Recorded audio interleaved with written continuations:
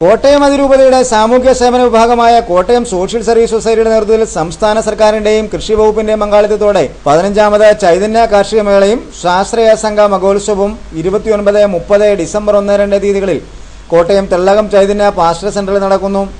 മധ്യകേരളത്തിലെ ഏറ്റവും വലിയ കാർഷിക മേളയായ ചൈതന്യ കാർഷിക മേളയോടനുബന്ധിച്ച് കൃഷി, പരിസ്ഥിതി, വിജ്ഞാനം, വിനോദം, ആരോഗ്യം, മൃഗസംരക്ഷണം, വികസന മുന്നേറ്റ മാതൃകകൾ തുടങ്ങി വിവിധ മേഖലകളെ കോർത്തിണക്കിക്കൊണ്ടുള്ള വിപുലമായ ക്രമീകരണങ്ങൾ നടക്കുന്നു. 10,000-കണക്കിന് ശാസ്ത്രീയ സംഘങ്ങളുടെയും കൃഷി, പരിസ്ഥിതി, വികസന സ്നേഹികളുടെയും പൊതുസമൂഹത്തിന്റെയും സംഗമവേദിയായ തെള്ളകം ചൈതന്യ കാർഷിക മേളയുടെ പ്രചരണാർത്ഥം നടത്തുന്ന വാഹന പ്രചരണ പരിപാടികൾ നാട്ടുകാരിൽ ഏറെ കൗതുകവും ഒപ്പം ആശങ്കയും ഏറെ സന്തോഷവും സമ്മാനിക്കുന്നു.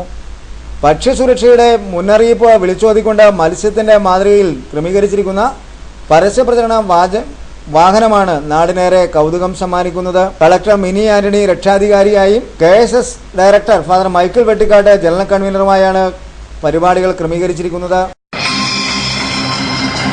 കോട്ടയം അതിരൂപതയുടെ സാമൂഹ്യ സേവന വിഭാഗമായ കോട്ടയം സോഷ്യൽ സർവീസ് സൊസൈറ്റിയുടെ നേതൃത്വത്തിൽ സംസ്ഥാന സർക്കാരിന്റെയും കൃഷി വകുപ്പിന്റെയും പങ്കാളിത്തത്തോടെ 15ാമത് ചൈതന്യ കാർഷിക മേളയും സ്വാശ്രയ സംഘ മഹോത്സവവും 2012 നവംബർ 29, 30 ഡിസംബർ 1, 2 തീയതികളിൽ തെള്ളകം ചൈതന്യ പാസ്റ്റർ സെന്ററിൽ സംഘടിപ്പിക്കുന്നു.